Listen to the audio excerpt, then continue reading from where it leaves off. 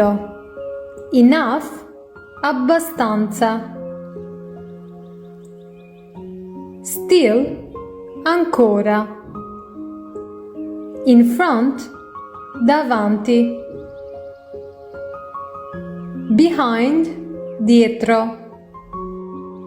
Inside, dentro. Outside, fuori. Above, sopra.